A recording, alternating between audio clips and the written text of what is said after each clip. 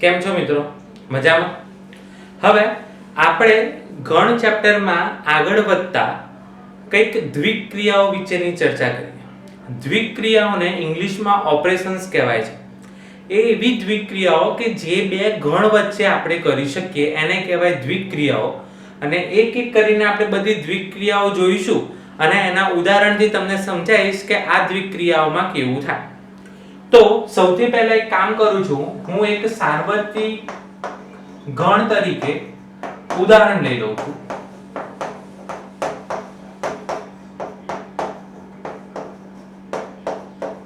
આ એક ગણનું ઉદાહરણ લઈ લીધું છે. તેમજ a is equal to 1 2 3 4, b is equal to 3 4 5 6, તેમજ c is equal to 3 6 અને 7 8. આવું એક ઉદાહરણ લઈ લીધું છે. બરોબર છે. હવે આપણે ધીરે ધીરે દ્વિક્રિયાઓ શરૂ કરીએ. આ જસ્ટ એમનેમ જ ઉદાહરણ લીધું છે. હવે દ્વિક્રિયાઓમાં શું હોય એ રીતે આપણે લઈશું અને ઉદાહરણ લઈશું. ચલો, પહેલી દ્વિક્રિયા છે યોગ ક્રિયા. યોગ ક્રિયાને તમે યોગના નામથી પણ ઓળખી શકો છો. એને ઇંગ્લિશમાં આપણે કહીશું યુનિયન, અને એને યુ તરીકે દર્શાવીશું. આ સાર્વત્રિક ગણ યુ એ આવી રીતે દર્શાવાય છે અને આ યોગ ક્રિયા પણ યુ તરીકે દર્શાવવામાં આવે છે. તો હવે આ યોગ ક્રિયા યોગ એમાં હોય છે શું? તો એમાં જે બે ગણ વચ્ચે આપણે પ્રક્રિયા કરતા હોઈએ તો એ બંને ગણોના ઘટકો એક સાથે લખી દેવાના, એને કહેવાય યોગ. કેવી રીતે? તો જોઈએ. આપણે અહીંયા લખીએ છીએ a યોગ b. તો a યોગ b નો મતલબ શું? કે a અને b ના તમામ ઘટકો લખી દેવાના. તો શું કરવાનું? ચલો પહેલા a ના ઘટકો લખી દો. a ના ઘટકો કયા છે? 1 2 3 અને 4. હવે b ના ઘટકો, તો b ના ઘટકો છે 3 4 5 6, પરંતુ એમાંથી 3 4 તો આવી ગયા. બરોબર છે. તો 1 2 3 4 આવી ગયા અને વધ્યા શું? 5 અને 6. તો ફરીથી યોગ ગણમાં શું હોય? તો જેનો પણ યોગ ગણ લખવાનો હોય એ બંનેના બધા જ ઘટકો એક સાથે લખી દેવા, એને કહેવાય યોગ ક્રિયા. બરોબર છે. એકદમ સિમ્પલ. જે બે ગણ છે એનો યોગ મતલબ બંનેના સભ્યો એક સાથે લખી દેવાના. ચલો, એનાથી આપણે આગળ વધીએ તો કહેવાય છે છેદ ક્રિયા. છેદ ક્રિયાને તમે છેદના નામથી પણ ઓળખશો, તેમજ ઇંગ્લિશમાં એને ઇન્ટરસેક્શન પણ કહેવાય. તેમ છતાં એને ઊંધો યુ તરીકે એનો સંકેત દર્શાવવામાં આવે છે. ફરીથી છેદ ક્રિયાને છેદ તરીકે ઓળખાય, ઇંગ્લિશમાં ઇન્ટરસેક્શન કહેવાય અને એને છેદ તરીકે દર્શાવવામાં આવે છે. હવે શું છે છેદ? તો આને વંચાય a છેદ b. આને વંચાય a યોગ b. યોગમાં બધાને ભેગા કરતા હતા, બધાને જોડતા હતા. છેદમાં શું કરવાનું? a અને b માં જે એક સમાન ઘટકો છે એ ઘટકો લખવાના છે. તો a અને b માં સમાન ઘટકો કયા? જો 3 અને 4. 3 અને 4 એ સમાન ઘટકો છે. તો અહીંયા આપણે લખી શકશું કે જેટલા સમાન હોય એટલા જ લખવાના. તો અહીંયા લખશું 3 અને 4, જે a અને b માં સમાન છે. છેદ ક્રિયામાં શું આવશે? ફરીથી જે a અને b માં સમાન ઘટકો લખવાના છે. સિમ્પલ. યોગમાં બધા ઘટકો ભેગા કરવાના, છેદમાં બંનેમાં જે સમાન ઘટકો હોય એ લખવાના છે. ચલો, એની પછીની આપણે જો વાત કરીએ તો કહેવાય છે તફાવત. એને ઇંગ્લિશમાં કહેવાય છે ડિફરન્સ. બરોબર છે. એને માઈનસ સ્વરૂપમાં દર્શાવવામાં આવે છે, પરંતુ આને તમારે બહુ સારી રીતે શબ્દ અને વાક્ય સમજવાનું છે.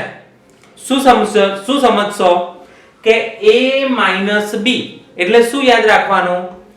a અને b માં જે સમાન ઘટકો હોય એની સિવાય જે a માં ઘટકો વધ્યા છે એને કહેવાય તફાવત. આ આપણે બધા ઘટકોને વેન આકૃતિમાં પણ દર્શાવીને આની માહિતી લઈશું, પરંતુ એની પહેલા ઉદાહરણો સાથે સમજાવી દઉં. તો a b એટલે ગણ a અને b માં જેટલા સમાન ઘટકો હોય એની સિવાય જે a માં ઘટકો વધેલા હોય એને કહેવાય માઈનસ. ફરીથી a અને b માં સમાન હોય, કયા સમાન છે? 3 અને 4 સમાન છે. એની સિવાય જે a માં રહેલા હોય, તો 3 4 સિવાય એમાં શું રહેલું છે? 1 અને 2.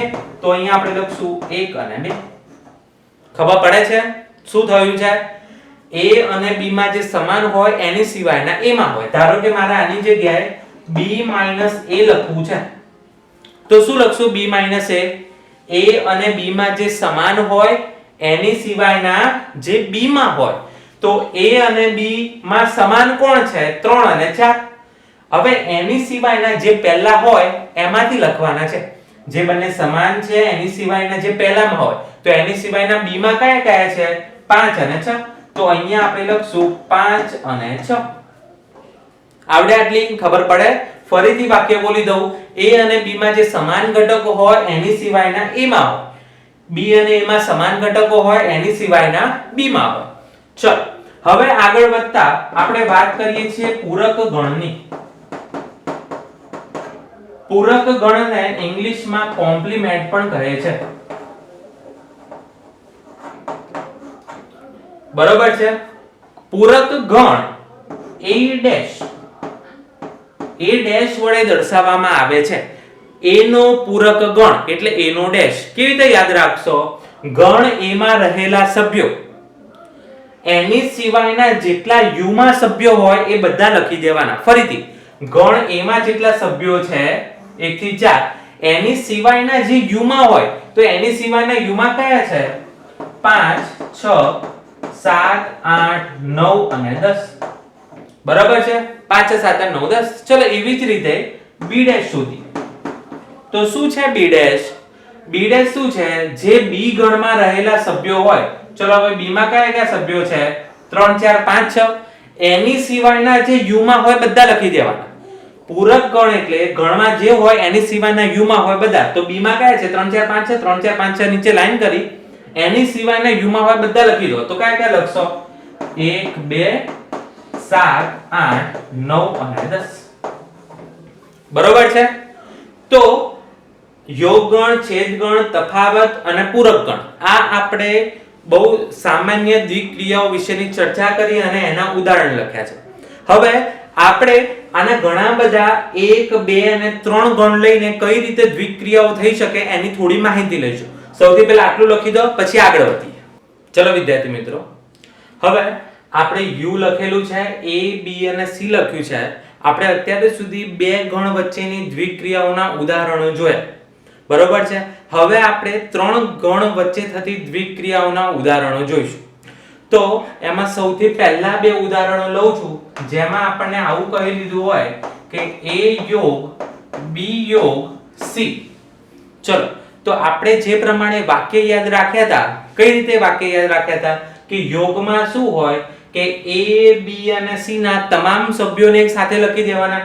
તો ચલો a b અને c ના તમામ સભ્યો એક બે સાથે લખીએ તો 1 2 3 4 5 6 7 અને 8. બરોબર છે? હવે તમે કહેશો મને કંઈક બીજો પણ પ્રશ્ન થયો કે ચલો આવું ના આવી શકે, a યોગ b યોગ c અથવા a યોગ b યોગ c, આવું પણ આવી શકે ને? બરોબર છે? તો હું તમને કહું કે જો આવા ઘણા બધા ગણ આપી દીધા હોય પરંતુ વચ્ચે સમાન નિશાની હોય, મતલબ સમાન ક્રિયા હોય યોગ યોગની, તો તમે એક સાથે એનો જવાબ લખી શકો છો. તમારે અલગ અલગ પ્રક્રિયા કરવાની કોઈ જરૂર છે નહીં. સેમ એવી જ રીતે આપણે આની ચર્ચા કરીએ છેદની. તો a છેદ b છેદ c. તો છેદગણનું વાક્ય શું હતું કે a b અને c માં રહેલા સમાન સભ્યો. તો ચલો એવો કયો ઘટક છે જે a અને b અને c ત્રણે ત્રણમાં હોય? તો 3 3 અને 3. ધ્યાનથી જુઓ, 3 એક એવો ઘટક છે જે ત્રણે ત્રણ ગણમાં છે, એટલા માટે અહીંયા જવાબ આવે 3. હવે સેમ આવી જ રીતે જો આને આપણે આવી રીતે દર્શાવ્યું હોય કે a છેદ b છેદ c તેમજ a છેદ b છેદ c તો પણ જવાબ સરખો જ આવે, કારણ કે આમાં એક જ પ્રકારના દ્વિક્રિયાની ચર્ચા કરેલી છે. બરોબર છે. હવે આપણે જોઈએ કે અલગ અલગ જો દ્વિક્રિયા વાપરી હોય તો આપણે કઈ રીતે સોલ્વ કરશું. તો આગળ વધીએ તો a યોગ b છેદ c. તો આવામાં આપણે શું કરશું? સૌથી પહેલા a ગણ લખી દઈશું. a ગણ શું છે? 1 2 3 અને 4. પછી કઈ નિશાની છે? યોગ. તો યોગ લખશું. પછી શું છે? b મતલબ b છેદ c. b છેદ c એનો મતલબ b અને c માં રહેલા સમાન ઘટકો. તો b અને c માં સમાન ઘટકો કયા છે? તો 3 અને 6. 3 અને 6 સમાન ઘટકો છે, તો b છેદ c ની જગ્યાએ આપણે 3 અને 6 લખીશું. આટલું લખ્યા બાદ હવે આપણે શું વધ્યું કે આ ગણ છે, યોગ અને બીજો ગણ છે. બરોબર છે. તો આ બંનેનો યોગ કરવાનો છે, મતલબ બધા ઘટકો એક સાથે લખવાના છે. તો બધા ઘટકો સાથે લખી દો. 1 2 3 4 અને 6. આ થઈ ગયો તમારો સરસ મજાનો જવાબ. ખબર પડે છે? તો 3 આવે તો પણ ગભરાવાનું છે નહીં. હવે આપણે બીજા ઉદાહરણો જોઈએ. ધારો કે આપણને એવું કહી દીધું હોય કે a છે b યોગ c. તો શું કરશો? સૌથી પહેલા a ગણ તો લખવાનો જ. 1 2 3 અને 4. પછી કઈ નિશાની છે? છેદ. તો અહીંયા લખશું છેદ. એની પછી b યોગ c, મતલબ b અને c ના તમામ ઘટકો એક સાથે લખવાના. તો b અને c ના તમામ ઘટકો એક સાથે લખી દો તો જવાબ શું આવે? 3 4 5 6 7 અને 8. બરોબર છે. b અને c ના તમામ ઘટકો સાથે લખી દીધા. હવે કેવું દેખાય છે તમને કે 1 2 3 4 છેદ 3 4 5 6 7. એનો મતલબ શું થયો? આ બંને ગણમાં રહેલા સમાન સભ્યો લખશું, કારણ કે છેદ આપ્યો છે. તો આ બંનેમાં સમાન કયા છે? 3 અને 4. તો આપણે જવાબમાં શું આવશે? 3 અને 4. એકદમ સિમ્પલ. ખ્યાલ આવે તમને? બરોબર છે.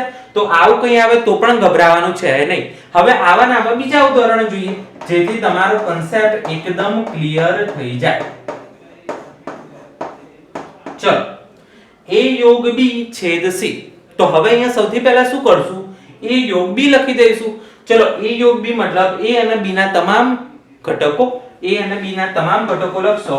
1 2 3 4 5 અને 6. પછી કઈ નિશાની છે? છેદગણ. પછી શું છે? c. તો c લખી દો. 3 6 7 અને 8. બરોબર છે. હવે આ લખી દીધા પછી શું વધ્યું? એક ગણ, છેદગણ, બીજો ગણ. તો આ બંને ગણોમાં જે સમાન ઘટક છે એ લખવાના છે. ચલો, સમાન ઘટકો કયા છે? 3 અને 6. તો આનો જવાબ શું આવશે? 3 અને 6 સમાન ઘટકો છે. ખ્યાલ આવે તમને? ચલો, આમાં આગળ વધતા a છેદ b યોગ c આપણને આવું કહેલું હોય તો a છેદ b. તો સૌથી પહેલા a છેદ b શોધી કાઢો. શું છે a છેદ b? a અને b માં રહેલા સમાન ઘટકો. તો a અને b માં સમાન ઘટકો કયા છે? 3 અને 4. પછી કઈ નિશાની છે? યોગ. તો પછી આપણે યોગ લખશું. પછી શું છે? c. તો c લખીએ. 3 6 7 8. ચલો, હવે શું દેખાય છે? એક ગણ યોગ અને બીજો ગણ. એનો મતલબ આ બંને ગણોનો યોગ કરવાનો છે, બંનેના મિક્સ ઘટકો કરવાના છે. તો બધા ઘટકો ભેગા લખી દઈએ. શું જવાબ આવે? 3 4 6 7 અને 8. આ થઈ ગયા બધાના ભેગા ઘટકો.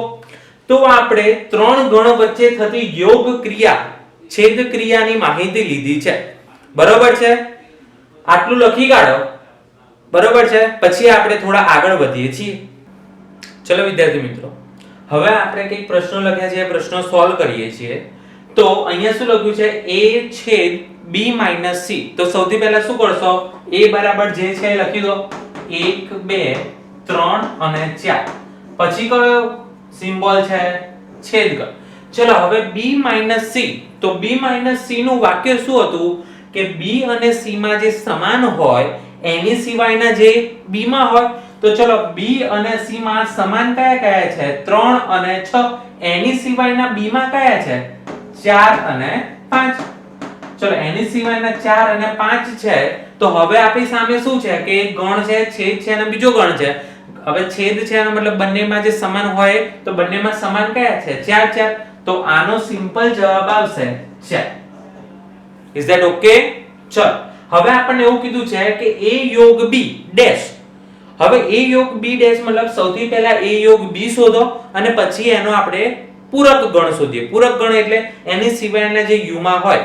તો સૌથી પહેલા શું કરીએ છીએ, a યોગ b લખી દો, તો a અને b ના તમામ સભ્યો એક સાથે 1 2 3 4 5 અને 6, આનો આપણે પૂરક ગણ કરવાનો છે. પૂરક ગણ એટલે આમાં જેટલા સભ્યો છે એની સિવાય u માં જેટલા સભ્યો છે એ લખવાના. ચલો અહીંયા 1 થી 6 છે, આની સિવાય સાર્વત્રિક ગણમાં કયા સભ્યો છે 7 8 9 10, તો આનો ડેશ બરાબર જવાબ શું આવશે 7 8 9 and 10, 7 8 9 10. સિમ્પલ. ક્લિયર છે? ચલો એની પછી છે b c નો ડેશ. તો શું કરશું, સૌપ્રથમ આપણે b c કરશું. તો b c નું વાક્ય શું હતું કે b અને c માં જે સમાન છે એની સિવાયના b માં, તો b અને c માં સમાન છે એની સિવાયના b માં છે 4 અને 5. ચલો 4 અને 5 અને એનો ગણવાનો છે પૂરક ગણ. એનો પૂરક ગણ એટલે આની સિવાયના જેટલા u માં હોય બધા લખી દેવાના. તો કેટલા લખશો 1 2 3 4 5 આવી ગયા, 6 7 8 9 અને 10 સુધીની સંખ્યા છે. બરોબર છે?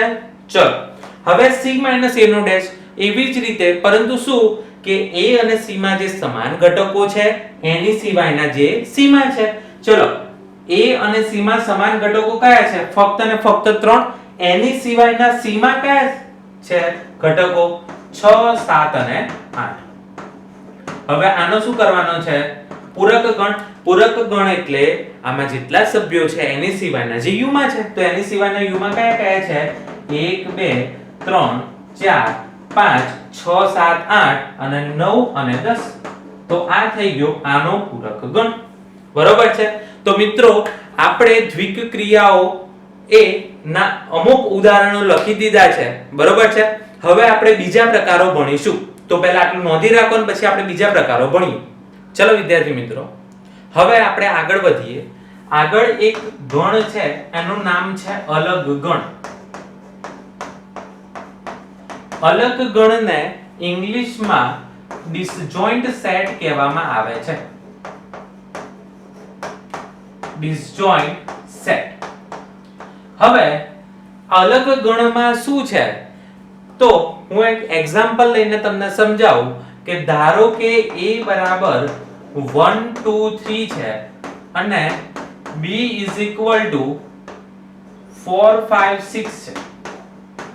તો આપણે a અને b ને અલગ ગણ કહી શકીએ કે નહીં, તો કઈ રીતે ચેક કરવાનું, તો એનો a છેદ b ફાઇન્ડ કરવાનું છે.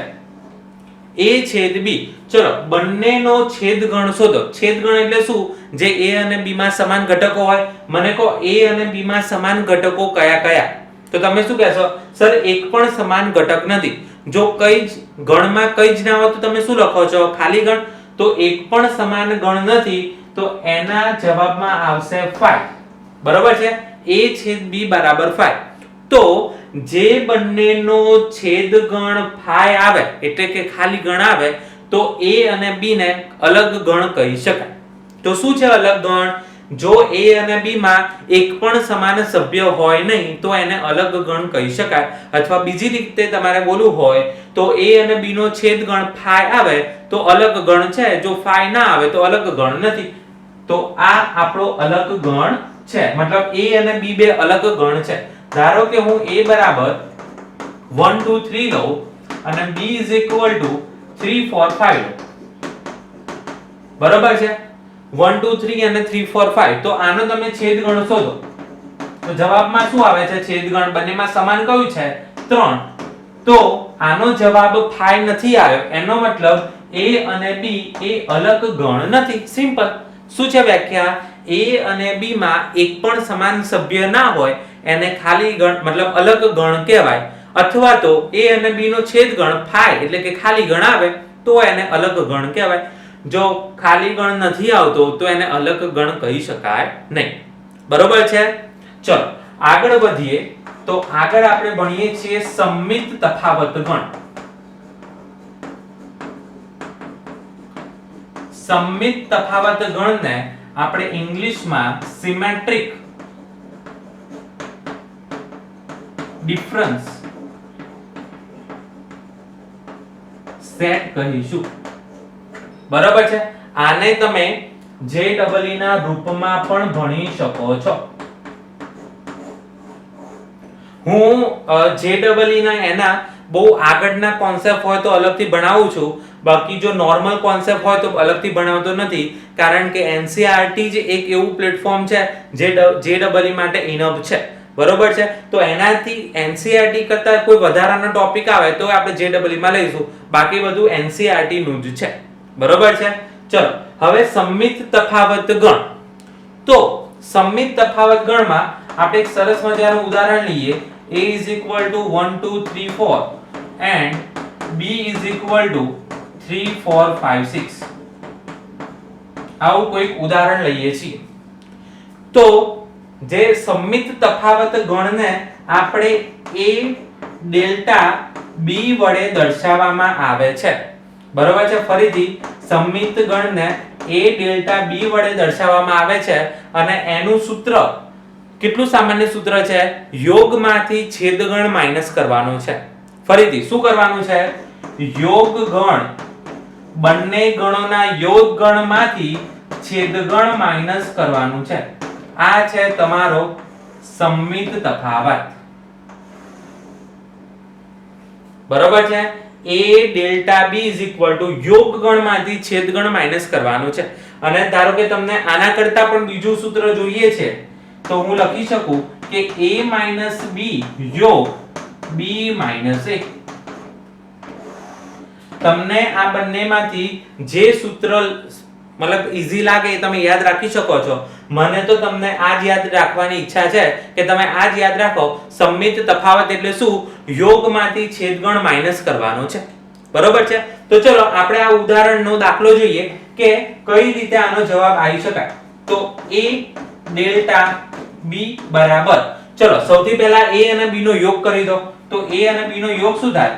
1 2 3 4 5 અને 6.